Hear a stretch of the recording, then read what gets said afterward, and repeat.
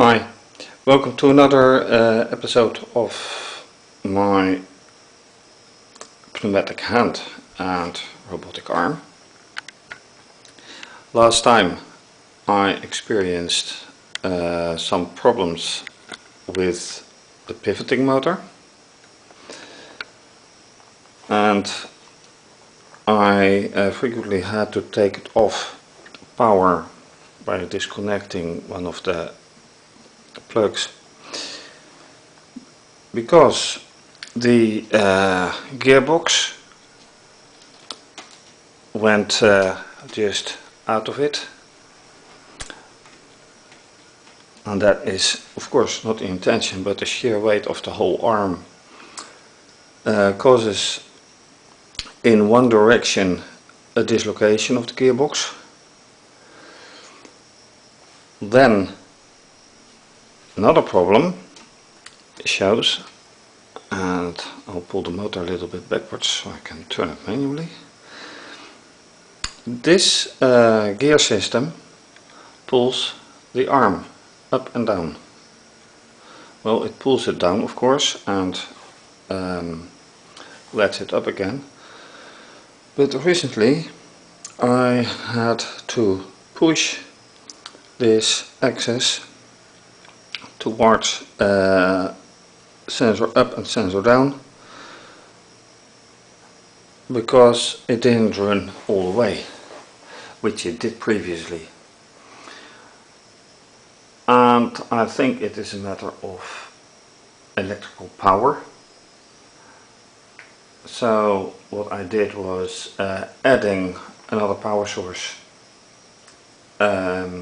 which I did to the interface extension, which is, by the way, right there. And I could also notice that the compressor, this system, slows down when the full power is applied. Also, when I try to move the fingers, I have to wait quite a bit before the whole routine allows the pneumatics to respond. Because when you press a switch, then I would love to have the pneumatics respond directly, but it doesn't. And another thing is that it is not really balanced. The weight of the hand causes an imbalance. So what I intend to do right now is to extend the arm. And I have assembled a couple of these. So first thing I want to do now is to mount these four on the back here and see if that relieves the weight a little bit or some more. So let's just apply them.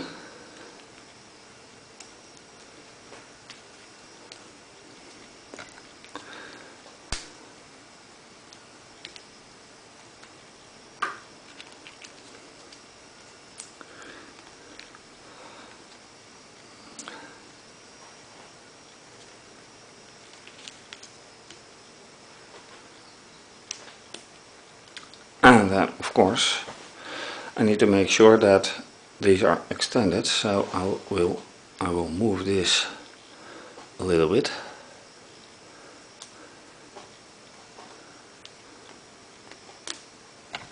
Oops.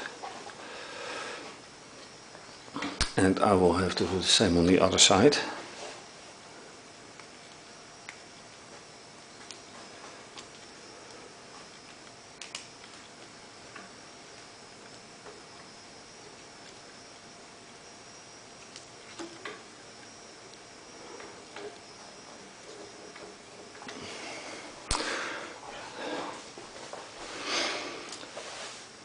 And that leaves still a few here to go, so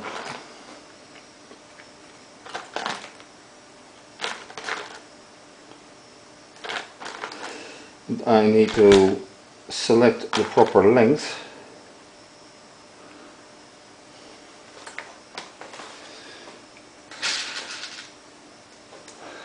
So this one will go, I hope, here somewhere. Oops, correct length.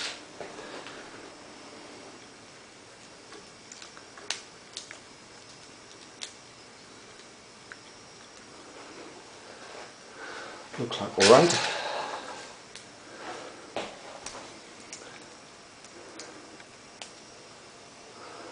And at the other side as well.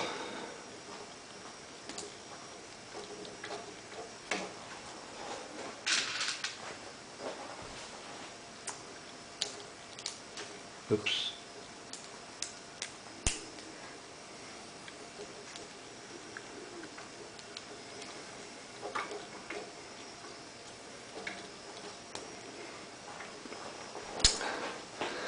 And I don't think I need to fasten on the top. And now the question is, will the lower gear move better? So let's keep the pivoting motor unengaged.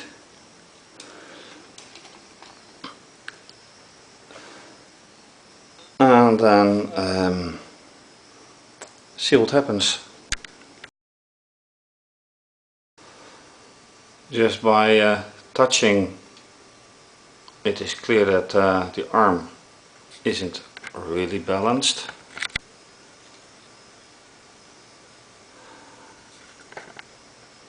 But let's just see what happens when I start the program.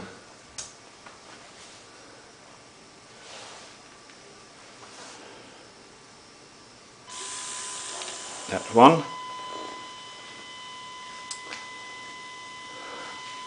And by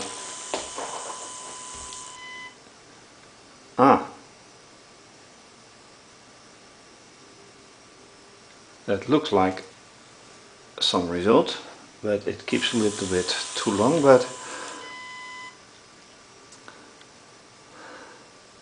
it looks like now that it doesn't need any manual help. Just the time that it spends down there, that is a little long, but I'm okay with that. As long as the motor stops whining like now, I'm more than fine.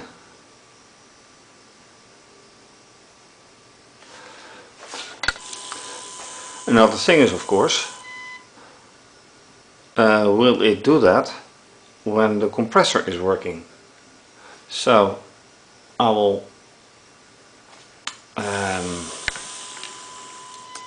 now touch one of the fingers,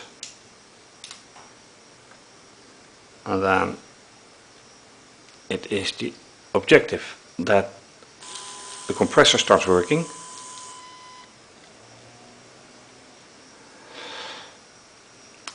And this is a little bit odd because I didn't really expect it to start running.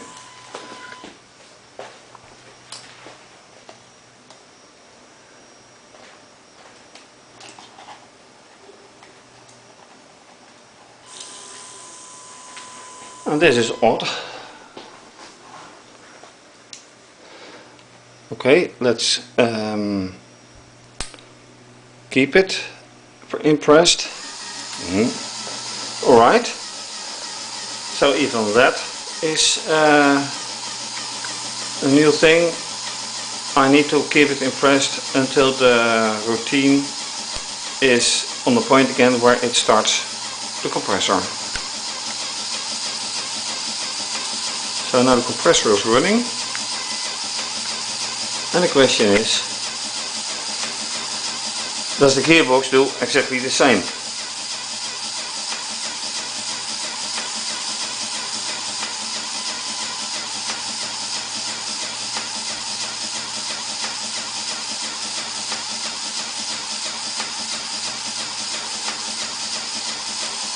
I don't want to manually interfere.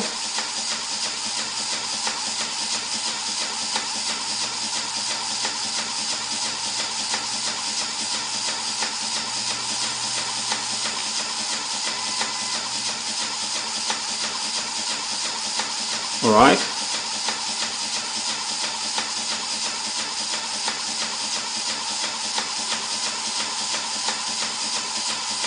I would say so far so good. So how about the pneumatics? That is one. I need to move it a little bit. The lower.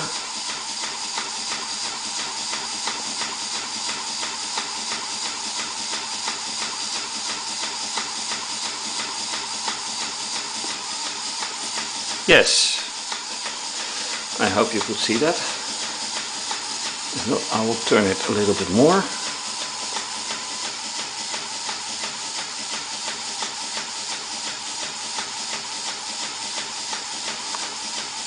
And this waiting is really annoying.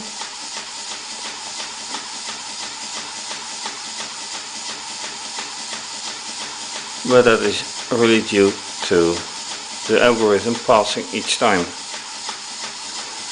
And it waits for one sensor, then it waits for another sensor. And in the meantime, and that is interesting to see, this doesn't do anything, but in the meantime also the gear doesn't do anything. And when I release it, it did. So now I'm pressing the lower at finger number 5, which works.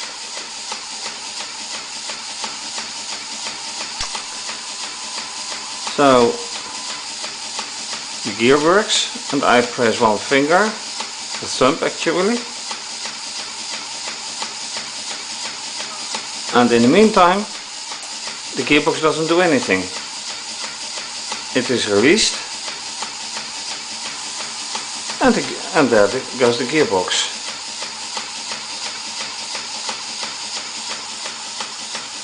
So now the fourth finger, it works, and shortly thereafter the gearbox goes. As you can see.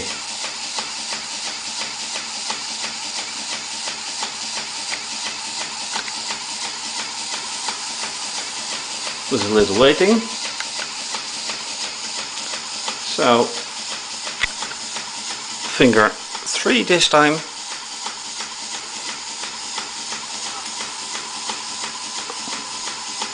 And there's the gearbox again. Waiting.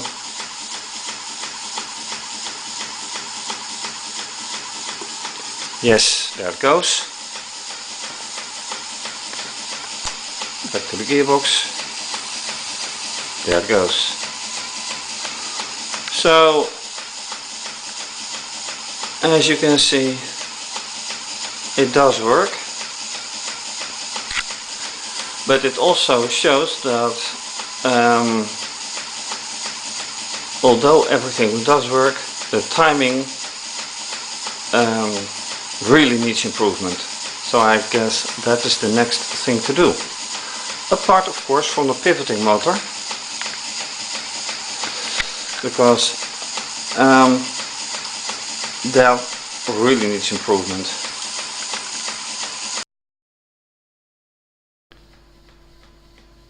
With this test running,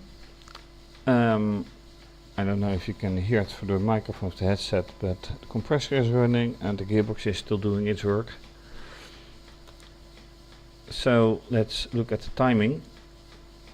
This is the pivoting motor. Let's put it here. Pivot motor. It turns right clockwise for 3 seconds. Then it turns counterclockwise 3 seconds. And then the big testing begins on which switch is being pushed or pressed. And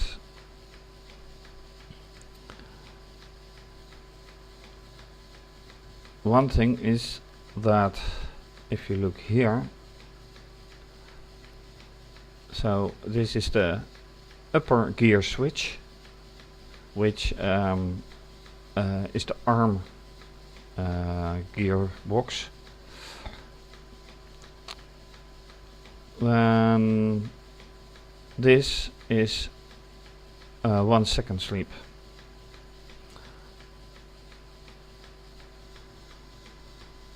And it goes on, let me see, as long as the digital 9 is pressed,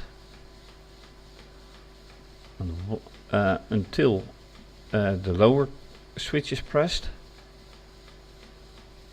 It just runs counterclockwise for 1 second. After that it stops for 4 seconds. So if I want to speed up things, I may want to run it for 1 second, and here do the same for the lower gearbox switch. That will speed up things, no doubt. What other sleeping do I have? 1 second, 1 second, 1 second, 1 second, 1 second. 1 second and 1 second. And here, if neither the upper or the lower sensor is being pressed, 1 second clockwise. So that is all right. Do I have to put a timing or a sleep for 3 seconds? I do think so, otherwise there will be hardly any turning of the pivot, and that's not so nice to see. Although in the previous episodes you have seen that for some reason, and that is probably due to the construction of the pivoting motor, that it is not capable of, for the counterclockwise, to completely take it back the same distance as it is here. So I don't know for sure what I should do with this, but let me stop it, save this one, and check if things change a little bit. So let's go to the camera again.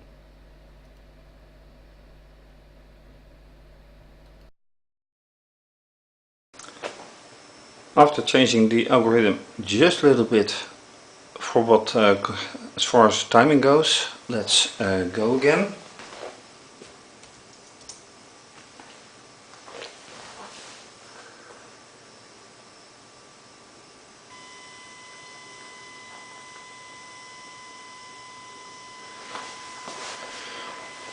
And I hear whining of the gearbox. Would it really need assistance?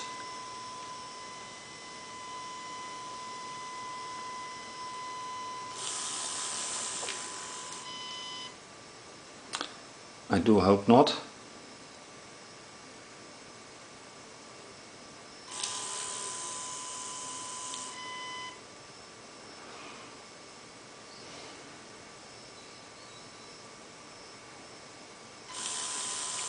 Well, that 1 second is still 1 second. So let's activate the compressor by pressing one of the hand switches.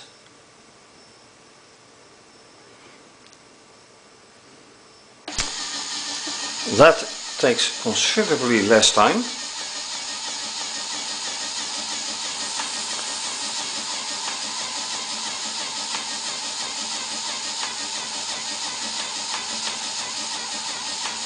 So let's see how the gearboxes respond.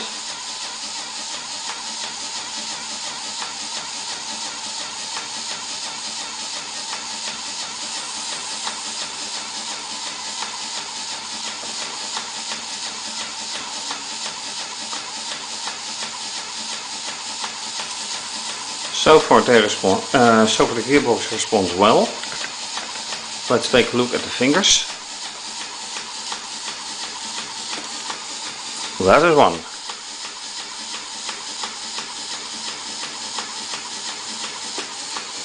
That is 2, clearly.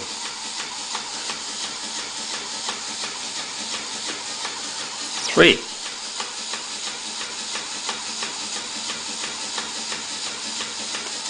4. 5.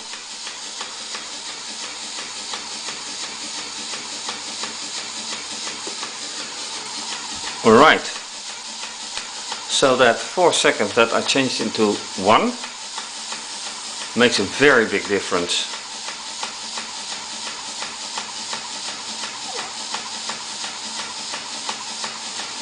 And now if you look at the gearbox, that is still running without any manual help so far.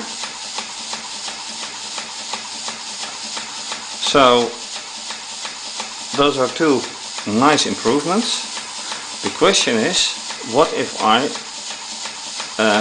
put in the pivot motor again? Because that is 3 seconds one way, 3 seconds another way. And of course this gearbox is not really trustworthy in this situation.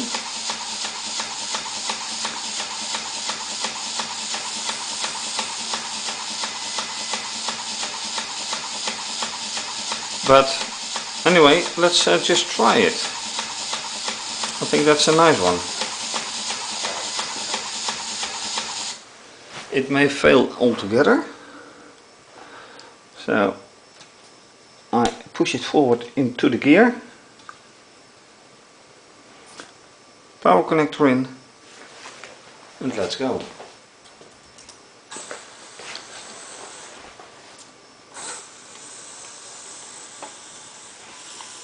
Whoa! Did I mean to do that?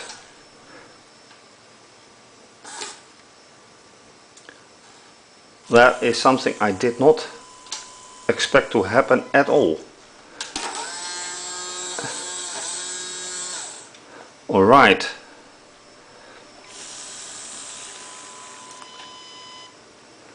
Why did that happen? On the other hand, it did do for 3 seconds.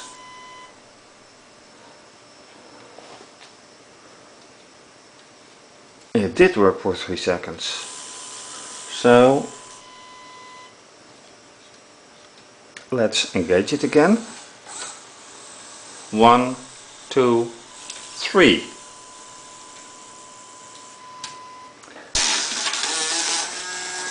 See, and I take it off.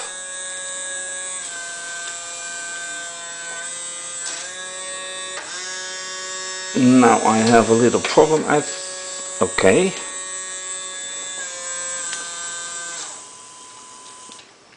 And that problem is that the gearbox already got shifted.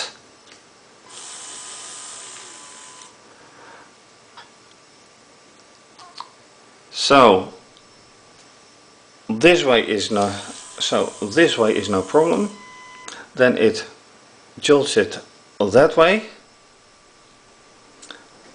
and that's already enough to complete, because the gearbox shifts that way by force, and that is happening when it goes that way, so 3 seconds in that way is enough to dislocate the gearbox. Very interesting, and that means that I should change the timing of the pivot motor to much less, probably 1 second. So let's see how that works out. Okay, the the sleeping time of the pivot motor, which is actually the time that it does run, is changed to 1 second in each direction. So let's see what actually happens. Let me change the camera a little bit so I won't be accidentally hit by the arm, which I extended so it comes a little bit closer to the camera. There you go. 1, I said 1. Okay, and here you see something going wrong entirely. This is not the objective at all. So pushing it back manually, and even further manually.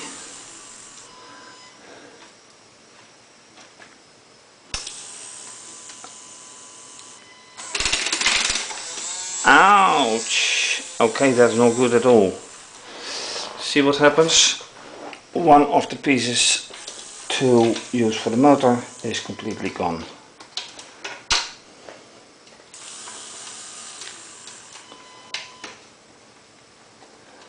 That is better.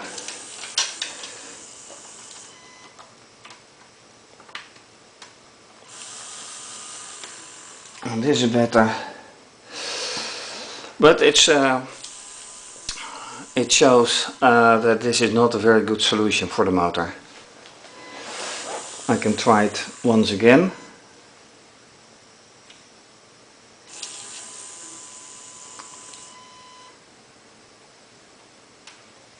So let's do it one more time. Okay, this is not good. 1 second is 1 second, and not this way and 3 seconds that way. Something is not quite right. Okay, a manual override. One more try.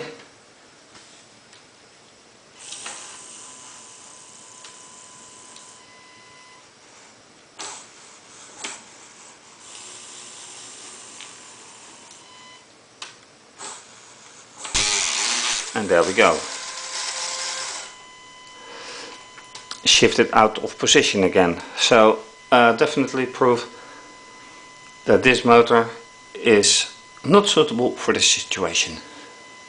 And in the meantime,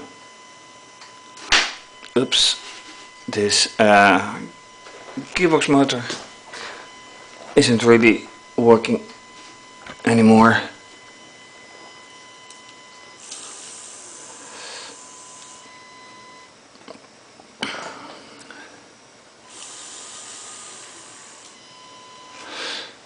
So starting the compressor again.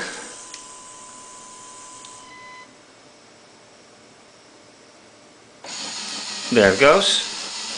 Still, the change into 1 second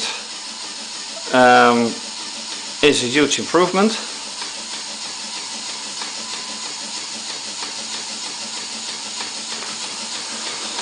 And let me check the finger again. Yes, working. Another finger. Yes, it's working. And then the gearbox takes in again. So, Conclusion: arm extension is, I think, working.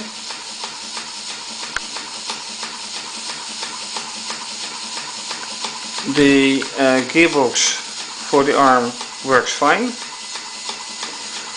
I changed the timing, which is fine,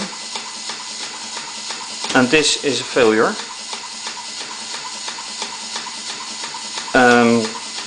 Little question about that. Solution is a completely different story. If I want to use the power motor, then I need a reconstruction, and I'm not quite sure how that would turn out. So in the meantime, thank you for watching, and certainly to be continued.